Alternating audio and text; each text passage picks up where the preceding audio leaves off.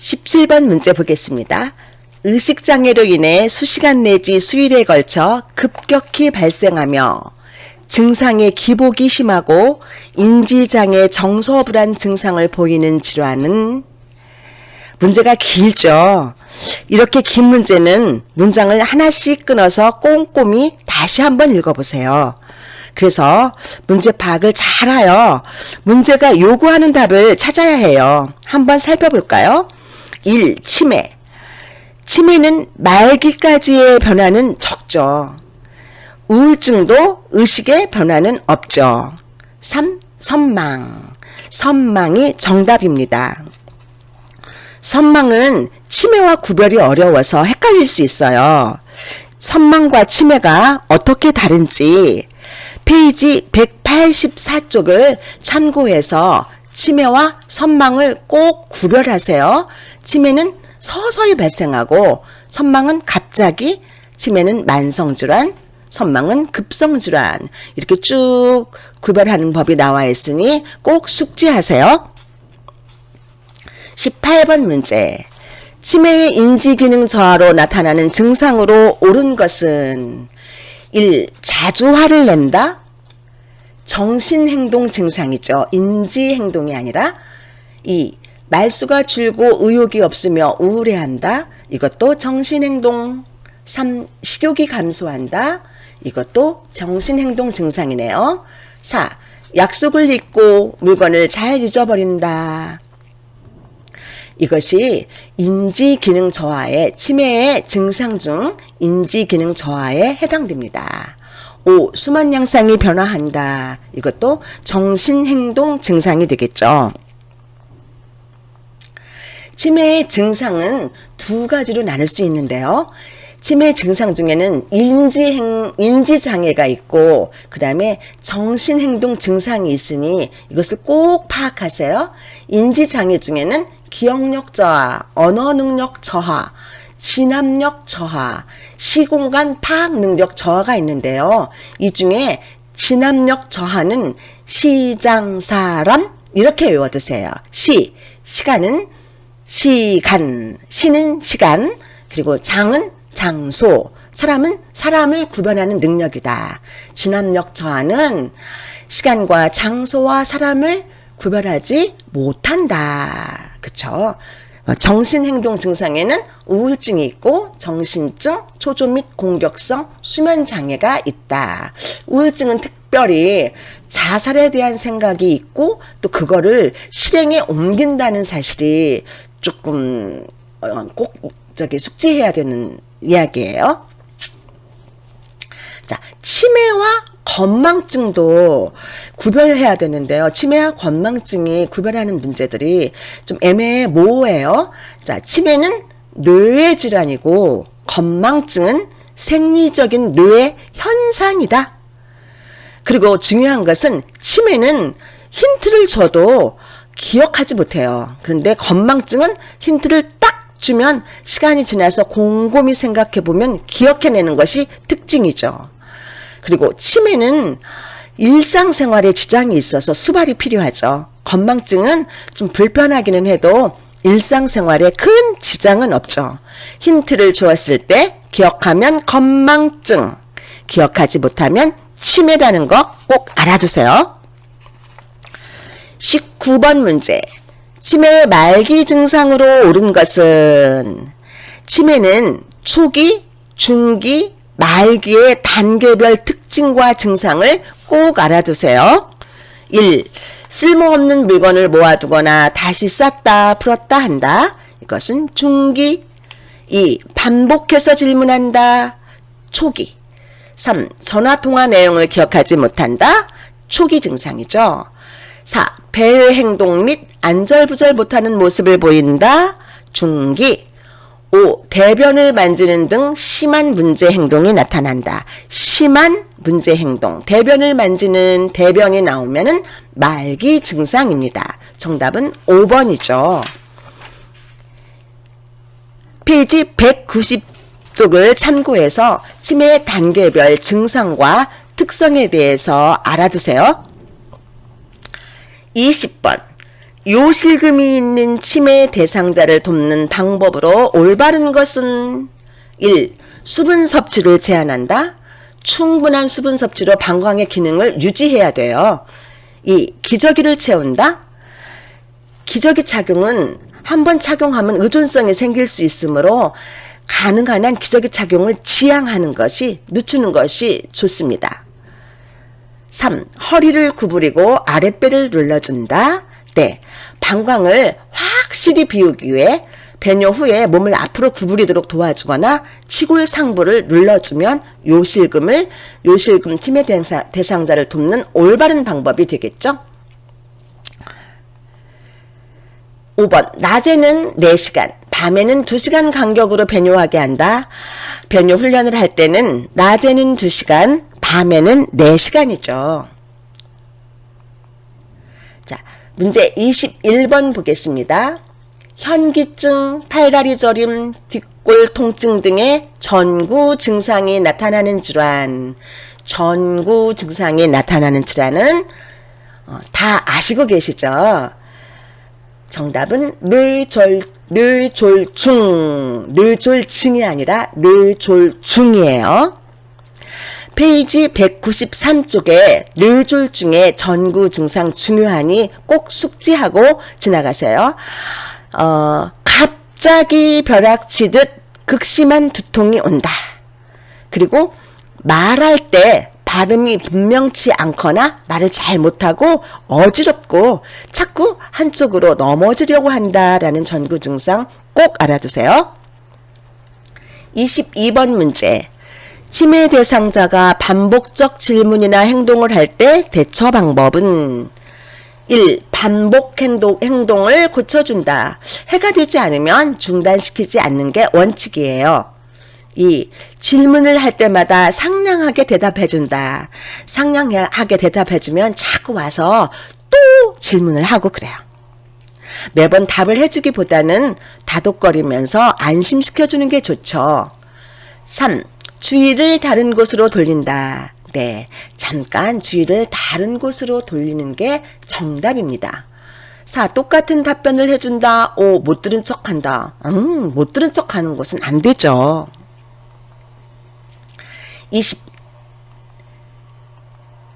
23번 문제. 치매 대상자가 원인 없이 체중 감소가 나타났을 때 돕는 방법은 1. 좋아하는 고열량의 간식을 수시로 제공한다. 평소 좋아하는 음식이나 고열량의 걸쭉한 액체 음식을 제공해야 되죠. 2. 고열량의 걸쭉한 액체 음식을 제공한다. 아, 정답이 여기 있네요. 3. 식사량을 2배로 늘린다. 적정량의 식사량을 규칙적으로 섭취할 수 있게 해야죠. 4. 고지방의 음식을 제공한다. 고지방이 아닌 고단백의 음식을 제공하는 거죠. 경관영양은 연화작용이나 저작작용을 못할 때 그때 경관영양을 하죠. 페이지 446쪽을 참고하세요. 24번 문제. 대상자가 임종이 임박했을 때 나타나는 증상은 24번 문제는 임종요양보호에 대한 문제네요. 임종요양보호는 임종 전, 임종기, 임종 후로 나눠지고 가족을 포함한 요양보호를 해야 한다는 것입니다. 1. 혈압이 올라간다. 혈압이 내려가죠. 2. 피부가 붉어진다. 피부가 산소 공급을 못 받아서 창백해진다. 3. 호흡이 가빠지고 깊어지죠. 정답입니다. 4. 맥박이 빨라진다. 맥박은 느려지죠. 5. 의식이 뚜렷해진다. 의식은 점차 흐려지죠. 25번 문제 보겠습니다. 25번 문제 가기 전에 임종징후 페이지 503쪽 한번 보고 가죠. 자, 임종징후. 대부분 누워있게 되고 음식 및 음료 섭취에 무관심해지고 의식은 점차 흐려지고 혼수 상태에 빠지죠. 맥박 약해지고 혈압 올라가고 숨은 바쁘고 깊게 몰아쉬고 가래 끓다가 점차 숨을 깊고 천천히 쉬고 손발이 차가워지고 식은땀 흘리고 점차 피부는 산소를 공급 못 받아서 파랗게 변하는 청색증이 있죠. 대소변 의식하지 못하여서 항문이 열려 실금하게 됩니다. 자, 25번 문제 볼게요. 임종 적응 단계로서 나는 지쳤어 라고 말하며 죽음을 사실로 받아들이며 체념하는 단계는, 자, 아시죠? 다 수용, 2번 수용이죠. 자, 임종적 단계는 페이지 503쪽에 나와 있어요. 우리 함께 이 5단계 같이 읽어보면서 외워두도록 해요. 1단계 부정과 고리부 단계죠. 아니야, 나는 믿을 수 없어, 이런 표현을 씁니다. 분노, 자신의 감정을 반항과 분노로 표현한다. 나는 아니야, 왜 하필 나야, 이렇게 말하는 단계는 2번째 단계 분노. 3번째 단계는 타협, 신께, 자기가 믿는, 종교적으로 믿는 신에게 우리 아이가 시집 갈 때까지만 살게 해주세요 라고 타협을 하게 되죠. 협상을 하는 것이죠. 자, 4번째 단계는 우울의 단계. 자신의 근심과 슬픔을 더 이상 말로 표현하지 않고 조용히 있거나 울기도 하죠. 자, 5번째 단계, 나는 지쳤어 라는 표현이 나오면 그거는 수용의 단계예요. 죽는다는 사실을 체념하고 받아들이는 단계죠. 자, 임종 적응 단계, 부정, 분노, 타협, 우울, 수용의 단계 꼭 외워두세요. 26번 문제. 사전연명 의료 의향서에 대한 내용으로 맞는 것은 1. 말기 환자만 죽음에 임박해 작성할 수 있다? 아니에요. 자, 4번. 제가 정답을 성급해서 빨리 눌렀네요.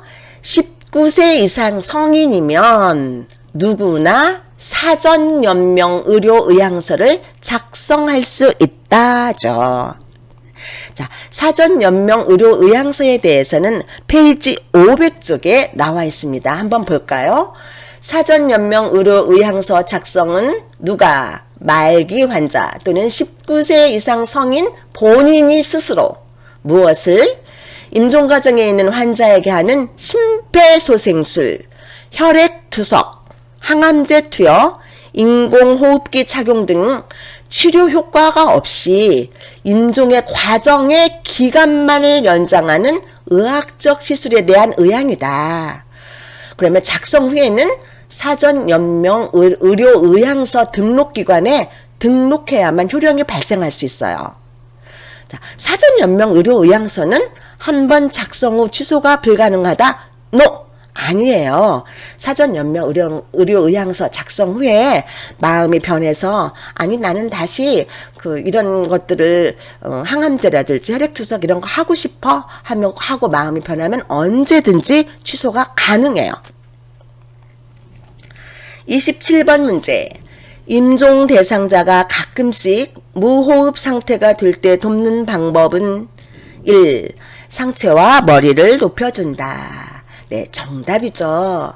지금 호흡이 잘 안 되는 상태예요. 무호흡 상태일 때는 상체를 높여준다. 침상 머리를 높여주거나 상체를 살짝 높여준다가 맞습니다. 페이지 509쪽에 임종시 호흡 양상의 변화가 나와 있어요. 증상, 호흡 양상의 변화 중에서 증상을 한번 볼까요?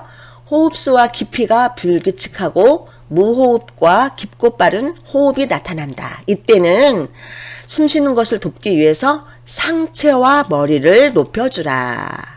그리고 대상자의 손을 잡아주고 부드럽게 이야기해서 대상자를 편하게 해줘라. 가습기는 연하게 트는 것도 좋다라고 나와 있네요. 28번. 응급처치의 목적이 아닌 것은 1. 인명구조 2. 상처의 빠른 치료 3. 고통 경감 4. 심리적 안정 도모. 5. 상처나 질병의 악화 방지. 2번 상처의 빠른 치료죠. 응급처치의 목적은 중요하니 우리 함께 보고 외워두도록 해요. 페이지 510쪽에 나와 있네요. 인명구조, 고통경감, 상처나 질병의 악화 방지, 심리적 안정도모. 이 네 가지의 응급처치의 목적 꼭 숙지하세요. 29번. 응급처치의 원칙으로 옳은 것은 1. 연장자의 지시에 따른다.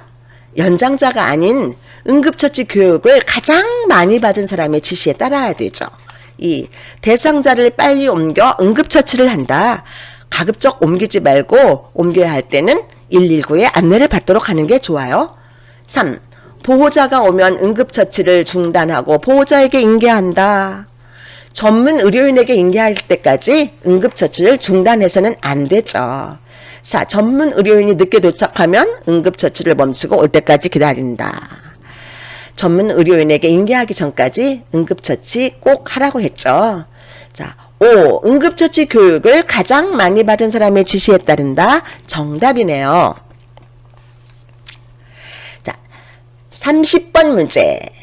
대상자가 떡을 먹다가 갑자기 숨이 막힌다고 호소하는데 떡이 목 안에서 보일 때 올바른 응급처치는, 지금 떡을 먹다가 목이 질식된 상태네요. 그런데 이물질이 육안으로 보이는 상태예요. 자, 이때는 어떻게 해야 될까요? 1. 물을 먹어서 내려가게 한다. 손으로 빨리 꺼낸다. 심호흡을 하게 한다. 4. 큰 기침으로 뱉어내게 한다. 여기에 정답이 나와 있네요. 자, 그런데 큰 기침을 해서 뱉어내게 한 후에도 이물질이 배출되지 않으면 우리는 이때 하임리히법을 적용해야 되죠. 하임리히법에 대해서 페이지 516쪽에 나와 있네요. 한번 볼까요? 하임리히법이란 대상자의 뒤에 서서 대상자의 배꼽과 명치 중간에 주먹 쥔 손의 엄지손가락이 배에 닿도록 놓고 다른 한쪽 주먹 쥔 손으로 감싼 다음 양손으로 어떻게? 복부의 윗부분 후상방으로 힘차게 밀어 올리는 기법이다. 사진에 상세하게 잘 나와 있네요. 위치와 그 다음에 하는 순서 잘 참고하시기 바랍니다. 31번 문제. 심폐소생술을 할 때 올바른 순서는 이 심폐소생술의 순서 꼭 외워두도록 하세요. 1. 반응 확인, 도움 요청, 기도 유지, 가슴 압박, 상태 확인, 인공호흡. 먼저 반응을 먼저 확인해야 되겠죠. 그 다음에 누구에게 도움을 요청해야 돼요. 도움을 요청한 다음에 먼저 발견한 사람은 가슴 압박을 시작해야 되죠. 가슴 압박을 시도하고 그 이후에 기도 유지를 한 다음에 인공호흡을 한 다음에 그 다음에 상태 확인, 반응 확인, 도움 요청, 가슴 압박, 기도 유지, 인공호흡, 상태 확인의 순서 꼭 외워두세요. 2번이 되겠죠, 정답은. 자, 심폐소생술의 목적. 심폐소생술의 목적은 심장이 뛰지 않고 호흡을 하지 않는 대상자에게 인공적으로 혈액을 순환시키고 폐에 산소를 공급하는 행위다. 심폐소생술의 목적도 알아두세요. 페이지 526쪽 참고하시기 바랍니다. 32번 문제. 자동심장 충격기를 사용하는 올바른 방법은 자동심장 충격기나 제세동기나 똑같은 말이에요. 또 AED라고도 말하죠. 자, 1번의 정답 나와 있네요. 제세동 실시 후에는 즉시 가슴 압박을 시작한다. 자, 2번 제세동 버튼을 누를 때 주변 사람들에게 환자를 잡도록 한다. 감전의 위험이 있으니까 잡지 않도록 해야 되죠. 제세동 버튼 누를 때는. 자, 3번 오른쪽 가슴 아래 중간 겨드랑이 선에 패드를 부착한다. 패드를 붙이는 위치 꼭 알아두세요. 위쪽 패드는 오른쪽 빗장뼈. 오른쪽 빗장뼈는 쇄골뼈예요. 오른쪽 빗장뼈 아래에. 아래쪽 패드는 왼쪽 중간 겨드랑이 선 밑에. 패드 붙이는 위치 꼭 숙지하세요. 자, 4. 심폐소생술 시행 중에는 자동심장 충격기를 사용하지 않는다. 자동심장 충격기가 도착하면 즉시 자동심장 충격기를 사용해야 돼요. 5번 자동심장 충격기를 사용할 때 대상자가 움직이지 못하도록 잡아준다. 대상자의 심장 리듬 분석에 방해를 줄 수 있으므로 환자를 움직이지 못하게 잡지 않는 것은 심장 리듬 분석에 방해가 돼요. 자, 페이지 533쪽에 자동심장 충격기 사용 방법이 나와 있으니 참고하세요. 자, 자동심장 충격기 사용 시 모두 물러나야 하는 단계, 이 두 단계가 있거든요. 이거 꼭 알아두세요. 심장 리듬 분석 시, 그리고 제세동 시행 시는 우리가 모두 물러나 있어야 돼요. 33번 문제. 의치를 관리하는 올바른 방법은 1. 의치를 빼서 알코올에 담가둔다. 알코올이 아닌 깨끗한 물에 담가둬야 되겠죠.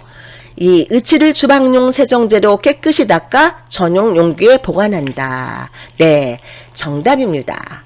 3번. 치약으로 깨끗이 닦아 깨끗한 물로 헹군다. 치약에는 마모제 성분이 있으므로 사용하지 않아요. 의치를 깨끗한 꺼지에 싸서 보관한다. 뚜껑이 있는 전용 용기에 넣어 보관해야 되겠죠. 5. 의치를 뺄 때는 아래쪽부터 뺀다. 의치는 위쪽부터 빼고 끼울 때도 위쪽부터 끼워요. 의치 관리에 대해서는 페이지 258쪽에 나와 있습니다. 34번.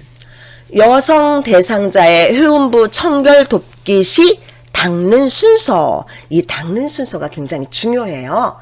자, 닦는 순서는 다 아시죠? 2번 요도, 질, 항문입니다. 자, 페이지 264쪽을 참고해서 회음부 청결의 기본 원칙 한번 봐요. 회음부나 음경을 닦을 때는 전용 수건, 꺼즈나 솜을 사용한다. 회음부는 요도, 질, 항문의 순서로, 그리고 앞쪽에서 뒤쪽으로 닦아낸다. 그리고 아주 프라이버시한 그런 것이기 때문에 가급적 대상자가 스스로 할 수 있다면 하게끔 한다. 개인의 사생활 존중을 위해서 반드시 커튼이나 가림막을 사용한다. 마지막 문제네요. 자, 35번. 대상자의 면도 돕기를 할 때 옳은 것은 1. 가능하다면 전기 면도기보다 일회용 수동 면도기를 사용한다. 아니요.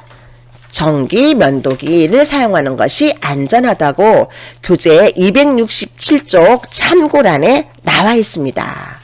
자, 2번. 주름진 피부는 위로 잡아당겨 면도한다. 주름진 피부는 아래로 잡아당겨 면도한다. 3. 턱 밑에서 귀 방향으로 면도한다. 귀 밑에서 턱 방향으로. 코에서 입 주위로. 그리고 면도날은 45도 각도가 맞죠. 대상자를 수평으로 눕혀 면도한다. 침대 머리를 높이거나 가능하면 대상자를 앉힌 후 면도해야 되겠죠. 자, 정답은 5번. 면도 전에 따뜻한 물수건을 얼굴에 덮어준다가 정답입니다. 이상으로 교재 제2장 요양보호 관련 기초지식과 제3장 요양보호 강론에서 엄선한 35문제 풀이를 하였습니다. 요양보호사 시험을 준비하는 수강생들에게 조금이나마 도움이 되기를 바랍니다. 수고하셨습니다.